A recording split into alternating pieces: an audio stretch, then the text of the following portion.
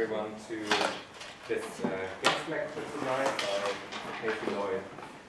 Thomas, perhaps just to say a couple of words before, and before I introduce you, there are reasons to celebrate maybe, because it's the end of the semester, which means that, for instance, past Monday we finished our seminar called Making Difference, Architectures of Gender, which was the first seminar actually focusing specifically on that topic within the department, I think, and which has also prompted us to invite you to come and speak to us tonight.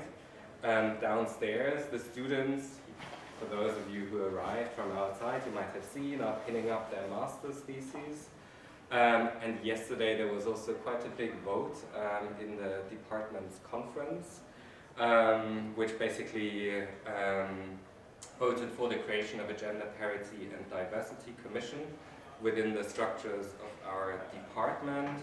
And the second part of the vote was to ensure gender parity in all department events from now on. So studio crits, public lecture series, and panel discussions. So we'll hopefully see lots of change coming in the next year. And so I think it's great that Katie was able to accept our invitation and she could be here, I think, at a better time.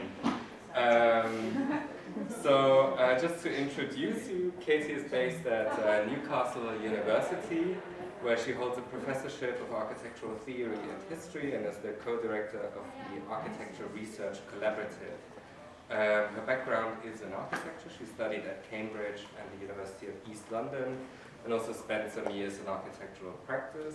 She's a very experienced educator, an academic with an MA in architecture and critical theory from Nottingham University and a PhD from the Center for Research in Modern European Philosophy.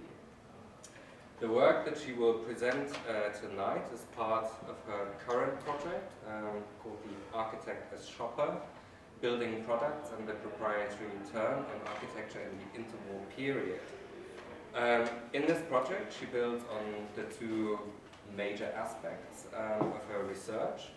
The first of these are issues of materiality and technology and their intersections with architectural concepts, practice and design, and the second focus on Katie's work stems from her active involvement in feminist practice and theory.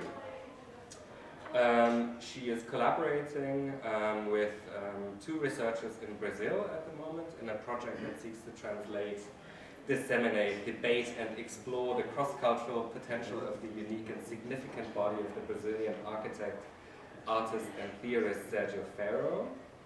And apart from that, she is also involved actively in promoting the architectural humanities, research and education through positions in the journal, ARQ, Architectural Research Quarterly, and as a group member, steering group member of the Architectural Humanities Research Association.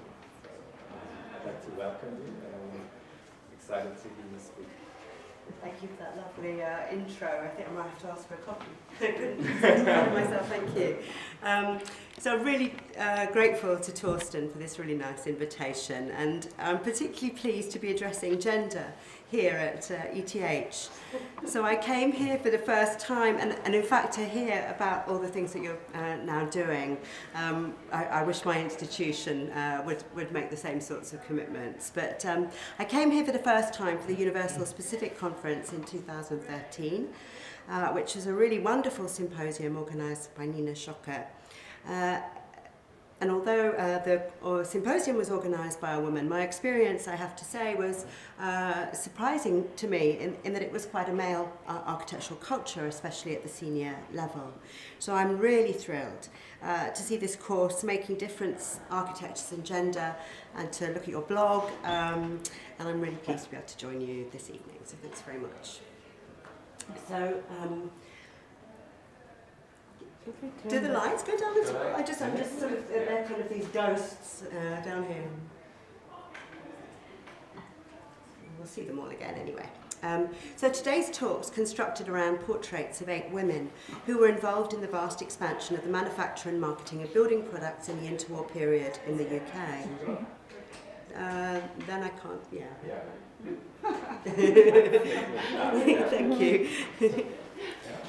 Whilst showing a series of images of women and recovering women's stories from the archive has an important historical role, I didn't set out to research a history of women. Rather, the context of this research and its main focus is what I call the proprietary turn in the building industry in the 1930s, which transformed the role of architects and their relationship to industry and indeed their relationship to their clients. British architects started naming proprietary products or branded products in their specifications. This modest alteration in the everyday processes of practice was hotly debated at the time, even if forgotten and overlooked in histories of modernism today. But I'll argue that through it, architects became product brokers on behalf of industry and shoppers on behalf of their clients. To see this moment is also to be reminded that the architect didn't always select products, a practice that's so commonplace today that it's almost naturalised. And as such, the project started life much more as an extension of my work into specification, in the changing form and language of this architectural specification, than as part of the work that Torsten mentioned in feminist theory and practice. A peculiar thing for me, however, was that I discovered the emergence of proprietary specification via a wonderfully complete job file for a beautiful modernist house designed by a young woman architect named Elizabeth Benjamin, who'd recently graduated from the Architectural Association. She'd built just one other house, Wimbledon House, with Eugen Kaufmann, and that was included at the Modern Architecture of England exhibition at MoMA in 1937.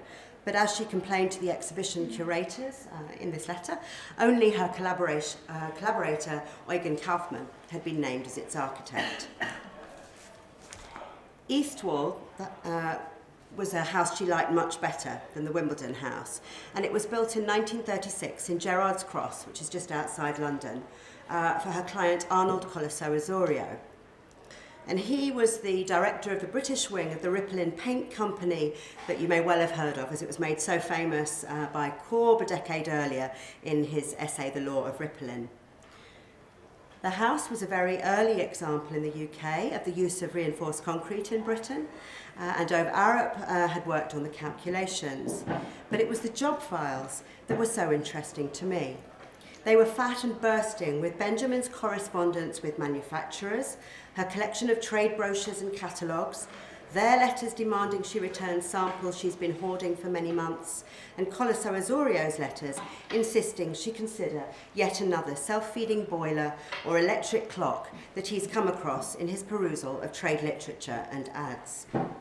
There are endless letters between the two of them about the selection of building products and appliances. Well, I'd go on to discover that this was in fact a more general aspect of the client-architect relationship at the time. I was also mesmerised by the story that I read between the documents, what I perceived then as a contest over expertise, as she, a young, inexperienced architect, this is sort of in my imagination, tried to hold her own against a technocrat working in the building industry and obsessed with the latest technical and material advances. So I became quite fascinated with East Wall. I found the boys who grew up there. You can see them now. They're now men in their 80s, and this is them repainting the house as they did every summer, apparently. And I discovered a Rippelin connection that leads very easily from East Wall to Corb's Villa, Garsh. I pestered the house's current owner till my family and I were invited to visit. In the 1990s, it had fallen into a terrible state of neglect, but the current owner fell in love with it, bought it, and immaculately restored it. And just a few weeks ago, I went back to East Wall with Benjamin's daughter and various family members, including her grandson David, who's an artist now. He and his grandmother had a special relationship, and his art practice also explores the role of women in modernism. So there's this kind of whole range of stories that I won't be talking about so much, but have been kind of very compelling for me over the years, and I think make me make me, in fact, be sort of digging up some kind of history, anyway, of this woman architect and her house in a way that perhaps I wouldn't normally find myself doing.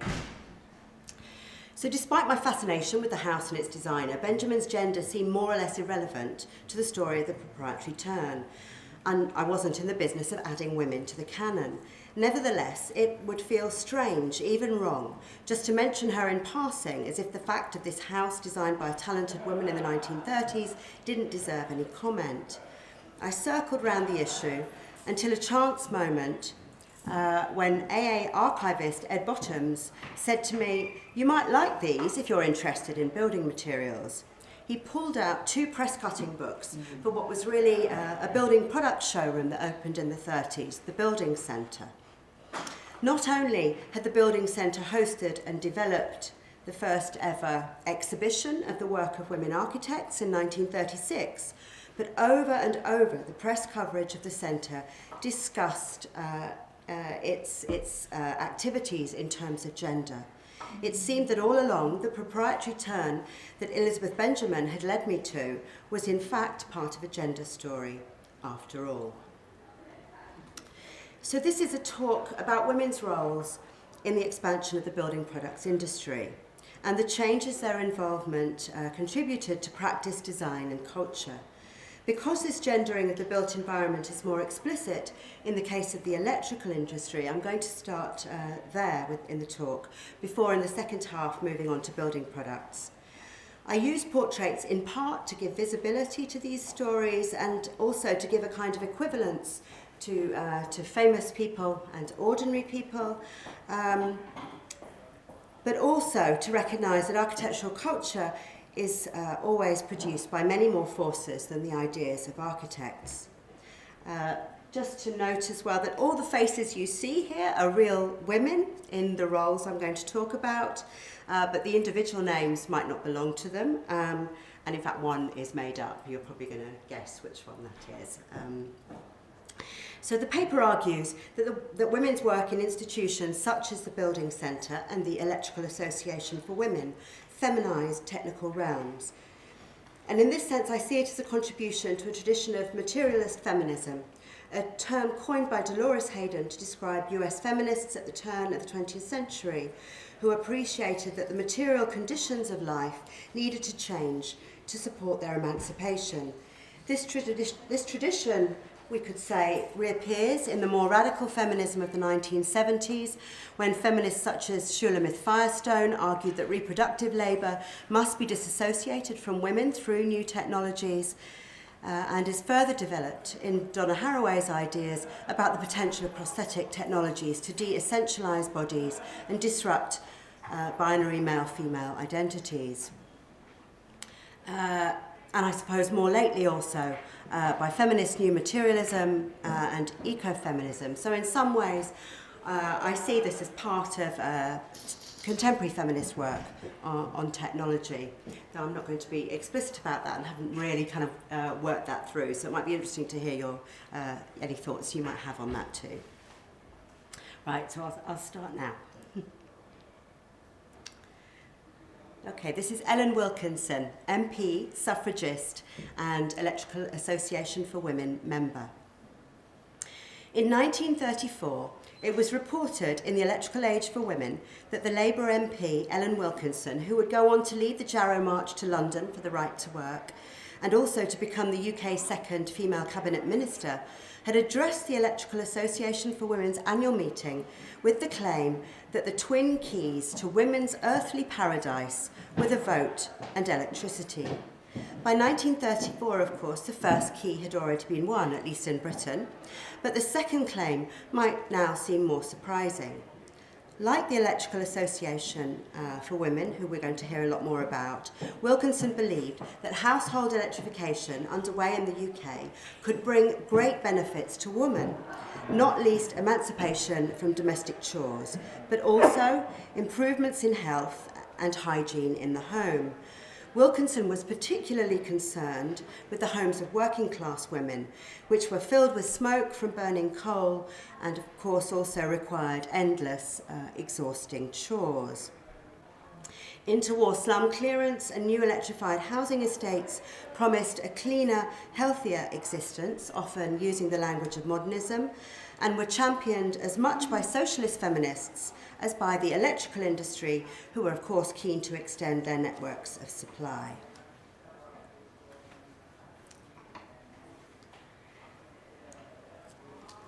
And this is Dame Caroline Hazlitt, Director of the Electrical Association for Women.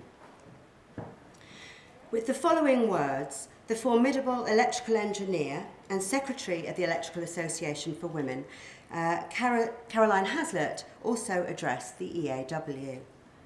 Way is being made, she said, by electricity for a higher order of women, women set free from drudgery, who have time for reflection, for self-respect. We're coming to an age when the spiritual and higher state of life will have freer development, and this is only possible when women are liberated from soul-destroying drudgery. I want her to have leisure to acquaint herself more profoundly with the topics of the day. The Electrical Association for Women, or EAW, started in 1925 as an offshoot of the Women's Engineering Society, and it proved remarkably long-lived. In fact, it was only disbanded in 1986. Its central mission was to introduce electrification to the domestic environment, thus liberating housewives from drudgery. In line with the expansionist electrical industry, this involved campaigning for both the extension of electrical infrastructure to the home and encouraging women to become familiar with and purchase the vast range of electrified commodities already available: cookers, toasters, kettles, hairdryers, and so on. In contrast to the profit motivation of the industry, the EAW aimed for the emancipation of women, and they saw themselves as first and foremost a women's organisation.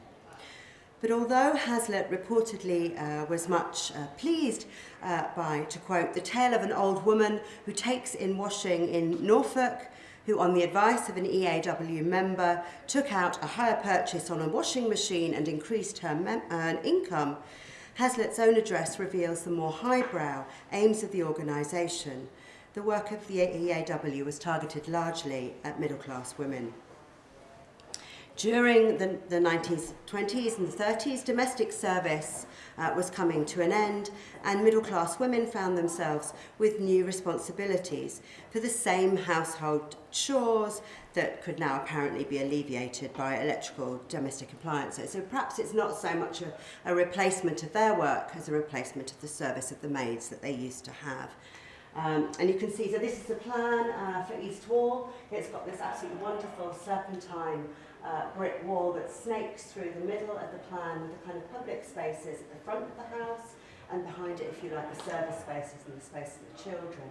And you can see that there's a maid's bedroom and the space for the maid in the kitchen, but in the main, this was now the chores were now the work of the housewife. The EAW was enormously successful in catching the imagination of well-to-do women across the UK. In 1934, they celebrated a decade of their work with the aptly named History in Electrical Adventure. They always were having lots of fun with the kind of language around what they were doing. They had already then established more than 50 branches of the organisation across the country, each of which had an independent president and arranged its own programme of activities.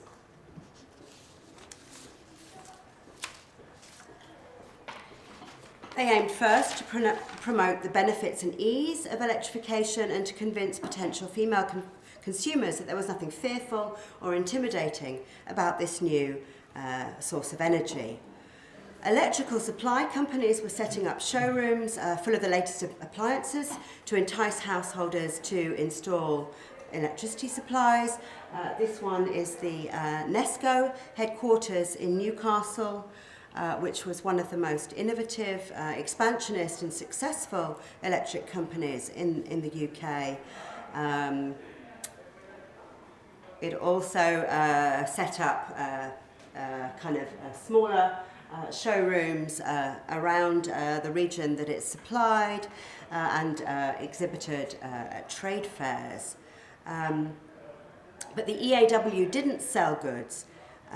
It used more subtle techniques. For example, staging an electrical drama with the punning title, "What's in a Home?" Or commissioning show houses and flats such as the 1935 all-electric house in Bristol, which was notably a modernist scheme and received wide publicity. Elizabeth Benjamin's East Wall also prided itself with all the latest electrical appliances, from the cookers to the electrical clock. So on the left is the new kitchen in the all-electric house, and on the right the kitchen at East Wall, which of course we can have full details from the specification. Second, the EAW also provided training for women in how to use these appliances and established what were called electrical housecraft kitchens, and they were often run by the local groups. Again, this was something that the electrical supply companies also provided. Nesco introduced many such courses for its customers. It even had a state-of-the-art travelling electric kitchen to take its training to the farthest corners of the supply network. What you will have noticed, however, is that women were running these courses as well as taking them.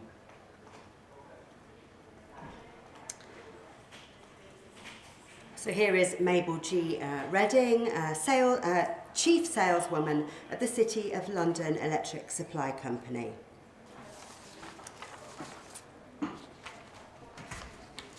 The EAW's goals of domestic emancipation also demanded that women across the country could appreciate the benefits of electricity and understand it without fear. As the electrical engineer Mrs. Matthews put it, speaking to the EAW in 1924, the industry would, to quote, need the help of women in order to help all women to the thrift and gift of electricity. Mr. R.S. Down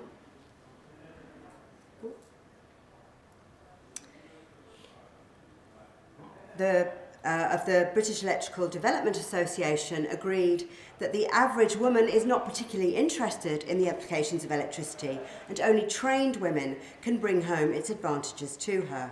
Who better to render electrification acceptable and desirable to women than women? Unlike in the US, where this work tended to be done by college-educated men, the new army of electrical demonstrators in the UK were a female workforce. The EAW took it upon themselves not just to train housewives, but to train the women who would act as conduits to make electricity familiar and friendly to this new market. In doing so, a large number of women would become technically adept and find new languages to explain electricity to women. Miss Mona Willis, electrical technician. Not surprisingly, given Hazlitt's training as an electrical engineer, the EAW saw another of their roles as recruiting women to electrical professions. To this end, they published the Electrical Handbook for Women, which includes useful chapters explaining electricity to women for a range of different purposes. Mabel Redding wrote a chapter on demonstration and salesmanship, which was aimed at electrical demonstrators. And a particularly charming photograph, the one we've just seen, of the EAW's trained technician, perhaps Mona Willis, who we're told went on to wire the Bachelor Girls show flat for the Bachelor Girls exhibition in London 1930. She is deep in concentration, her face framed by a floppy hat fixing a fuse board. Women were especially suitable, the argument went, because of their nimble fingers. But as Deirdre Beddoe points out, in fact because they could be paid much lower wages. We know that substantial numbers of women worked as demonstrators and in factories assembling electrical devices, but it's less clear to what extent women did in fact become technicians and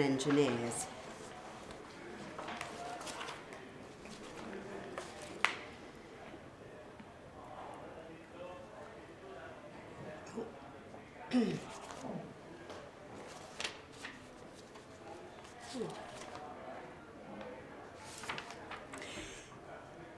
first chapter of the handbook is called General Principles of Electricity, and it's written by Margaret Partridge, who's described both as an electrical contractor and as an engineer, and she trained some of the first girl apprentices for electrical engineering. Chapter 1 is entitled Electricity, What It Is and What It Can Do, and she explains that no one knows what electricity is, only what it does. Instead, to quote, like matter itself, it's one of nature's miracles, which is with us and around us but cannot be described. To convince her readers that it exists, she recommends 4 simple experiments, and you could probably go and try these at home as well. Each can be carried out within the domestic sphere. You can rub a stick of sealing wax to produce static. You can comb your cat's fur and see that it stands on end. Or you can comb your own hair and see it spark. Or, most erotically, in the intimate space of your bedroom, you can observe a silk petticoat when you take it off.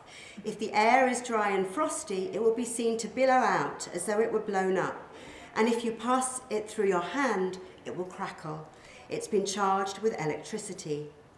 These beautiful texts are written by women, for women, in language that relates to their own worlds. This is Technics rendered feminine.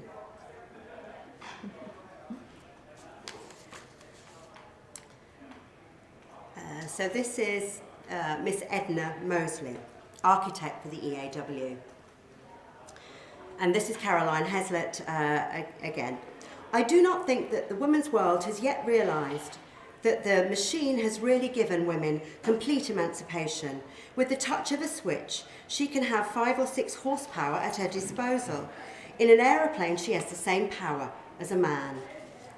No other material force has such power as electricity to help women, and I want them to take 100% advantage of it. In words that anticipate Donna Haraway's Cyborg Manifesto, Hazlitt proposed that the electrified machine had the potential to give women the same power as man. But at the same time, we've seen that it was not images of machines, flight, or horsepower that were used to persuade women to take up electrification. Another AA graduate, Edna Mosley, became the architect in residence of the EAW. She designed the electrical housecraft kitchen and the bachelor girls' flat that we've already seen.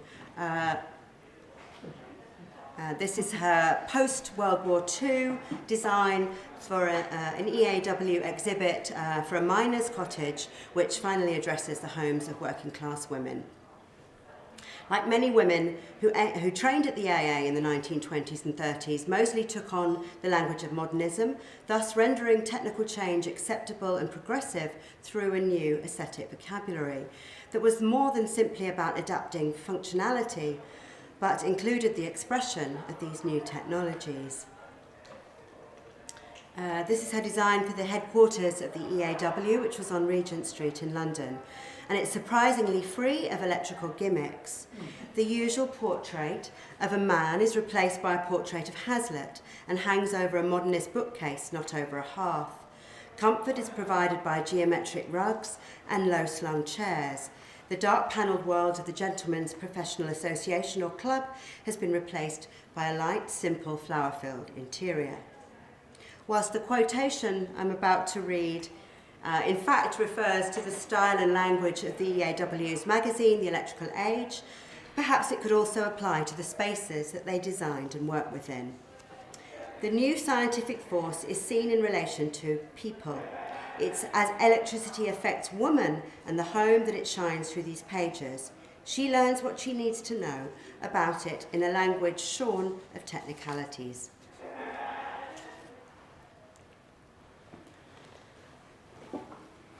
Elizabeth Benjamin, architect.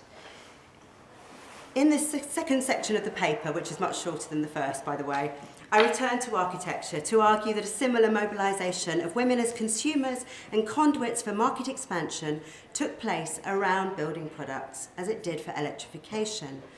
And I want to suggest that this feminised environment provided one of the conditions in which women entered the architectural profession. To return then to East Wall and the job file packed full of product catalogues and letters about specification. When Benjamin was interviewed by Lynn Walker later in her life, she recalled that her client, Colosso Osorio, gave her carte blanche with the design of the house. His correspondence in the job file suggests this was true in terms of the general design, but when it came to specifying the products, fixtures and fittings for East Wall, Colosso Osorio was very much involved. Here, for example, is the clause he wrote out in full in a letter to Benjamin so that she would insert it into her specification for the contractor. Unsurprisingly, Colosso Osorio specifies his own company's paint.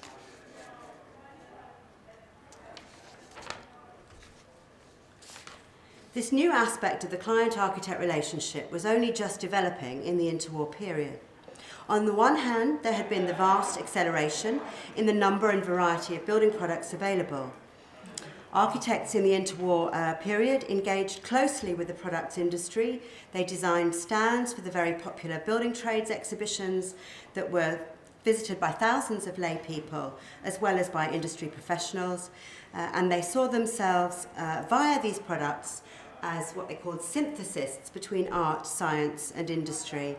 And I'd just like to point out on the right, this is a stand for Vanessa plywood from 1930, and it's the only known design by Corb to come to the UK. Just a bit of gossip there, really.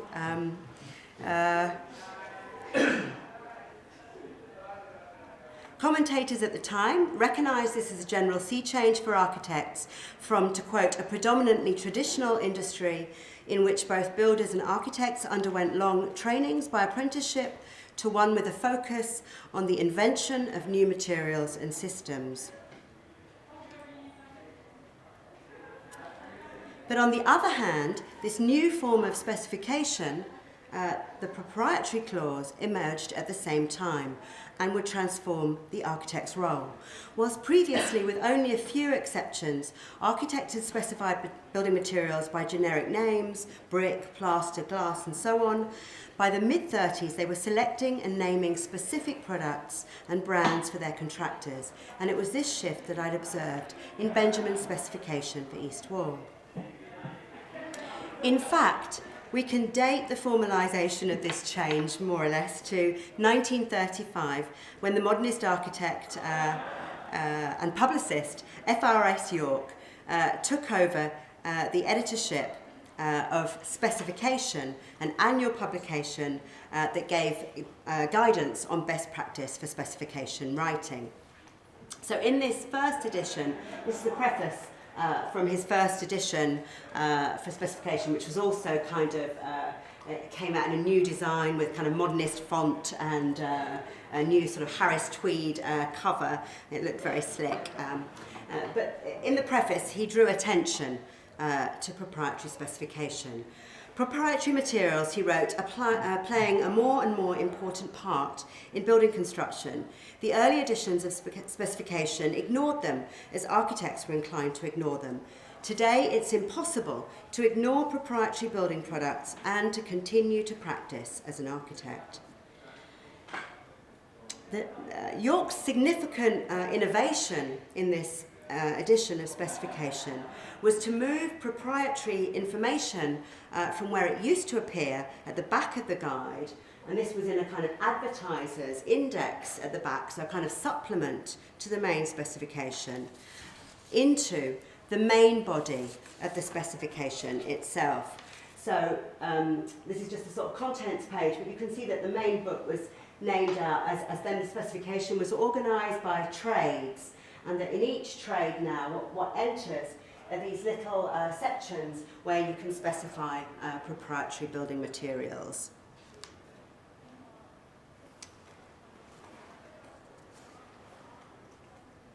This meant that architects' product selections were no longer simply recommendations, they were now to be included in the legally binding contractual documents.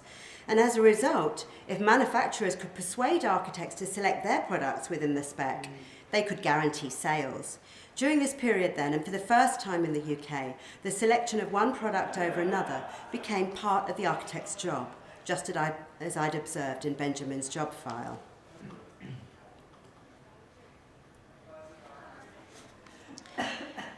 Mrs. Vanessa Rippelin and her friends, visitors to the building centre. This new form of specification can be seen as one of the technical mechanisms through which manufacturers lubricated the sales of their products. But as in the electrical industry, there were other ways that these new products entered architectural practice and wider cultural discourse. And similarly, women in particular were targeted as a new market for these products. Another more direct approach to the facilitation of this new aspect of the architect-client relationship was the establishment in September 1932 of the Building Centre on New Bond Street in the heart of London's fashionable shopping district, the West End. There, 4 stories of the latest building products, from sanitary appliances, electrical fixtures and fittings to bricks, tiles and paints, were on display to the general public, with the express intention that an architect could visit with his client and during his visit be able to settle with his client practically the whole of the materials and equipment to be used in the building. The centre carefully distinguished itself from a showroom. Whilst manufacturers applied and paid to have their products on display, goods were not on sale to visitors. They could request information sheets from the centre and, to quote, retain them as a complete catalogue of all materials or firms to be used on one particular job, but no money was to change hands. As we saw in York's 1935 edition of specification, the supplying of proprietary information was precariously close to advertising, and the boundary between the two was carefully negotiated. At least in the UK, it's very different in the US. The Building Centre was the brainchild of Frank Yerbury, who was Secretary of the Architectural Association and is today much better known for his groundbreaking, widely publicised photographs of modernist architecture across Europe. He'd already set up the Materials Bureau inside the AA school, where students and members could peruse samples of the latest building products. But his mission was to bring these new products and technologies to a wider public. Yerbury's stated intention for the centre in its pre-launch promotional materials was to educate the public into understanding and choosing high-quality products with their architects. There's no explicit evidence in the remaining documentation to suggest that women were a target audience for the centre. Nevertheless, the extensive national and trade press coverage of the launch in 1932, and this is an enormous sort of mountain, really, of coverage, and the centre's various ongoing activities through the 1930s seized on its appeal to women visitors, and women's magazines of the day ran special features and reviews encouraging their readers to visit. So, for example, this is in the Nottingham Evening Post. The journalist writes, through the Building Centre is a recently opened exhibition in New Bond Street. Though the Building Centre is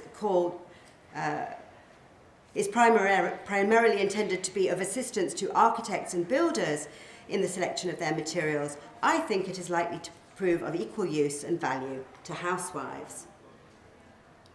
To some journalists, it seems surprising that women, who are assumed, of course, to be non-professionals, such as Mrs. Vanessa Rippelin and her friends, would want to engage with the masculine world of building products. So, again, these women are referred to as outsiders, not as industry insiders.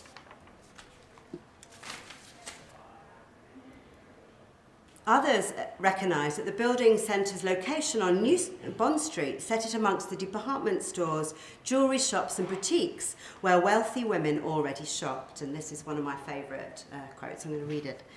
We thought Bond Street, the world's most exclusive shopping centre, was a place to buy Rolls cars and diamond pendants, not to exhibit bricks and slates and patent floors.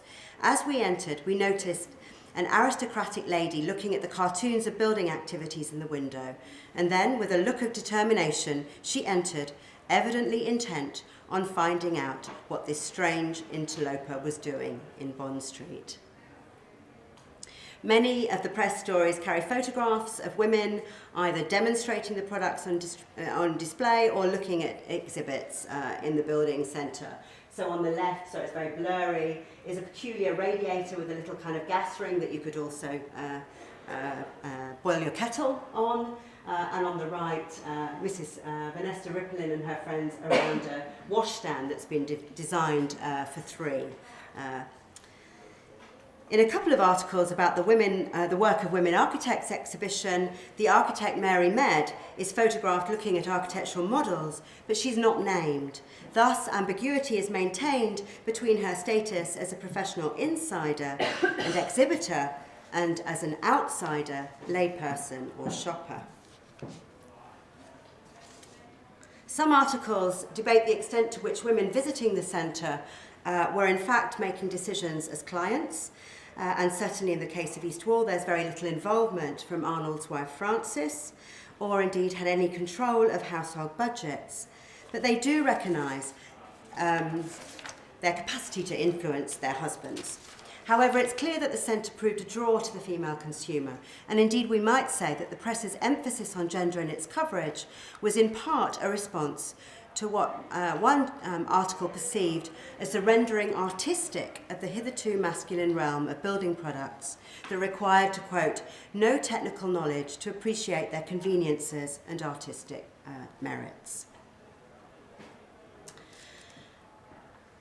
Miss Alma Dicker, manager and resident architect at the Building Centre, London.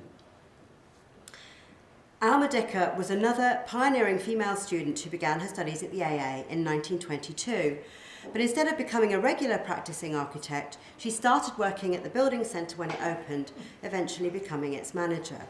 At first, she looked after just one floor of the Building Centre, but she also took part in organising temporary exhibitions there, and as the Morning Post reported, in designing the centre's extension in 1936.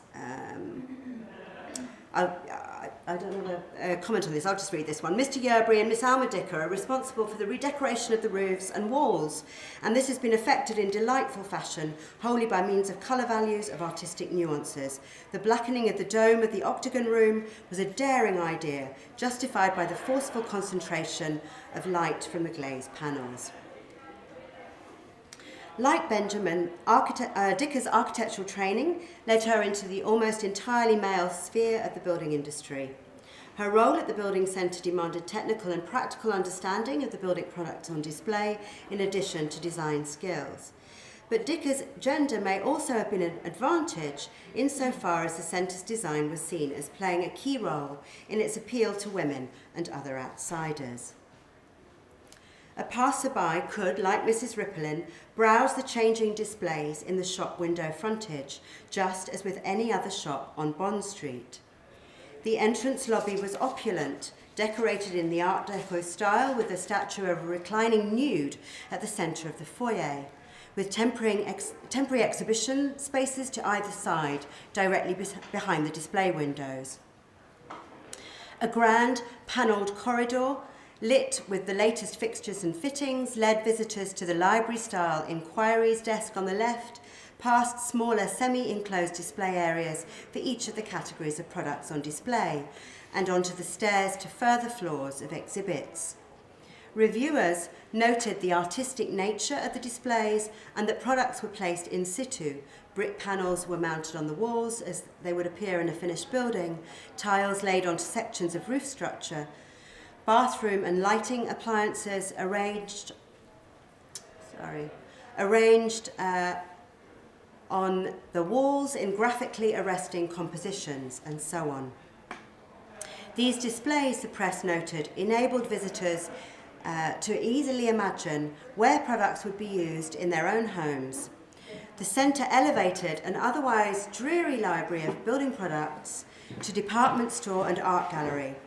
As one reviewer commented, even the fact of launching the centre with an exhibition opening was a practice usually confined to art galleries.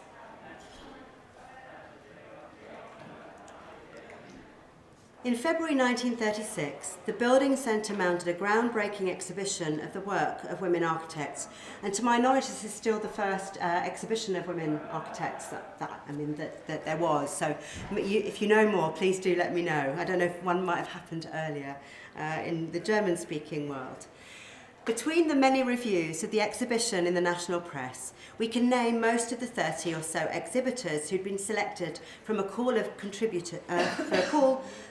for contributions that was put out by Alma Dicker. Neither of Elizabeth Benjamin's two house designs featured, but Edna Mosley's work for the EAW was exhibited, and one newspaper article noted Dicker's contribution, setting out the building materials and fittings displayed as a novel type of work for architects. It's easy to imagine that women's entry into the profession and this celebration of their contribution arose from the egalitarian ideals of architectural educators and practitioners, but in fact, coverage in the architectural press is scant and limited to tiny paragraphs in the magazine's news and events sections, and comments are often disparaging. One brief article, for example, cited a professor from a leading school of architecture who commented that women were not likely to be as first-rate or creative as men.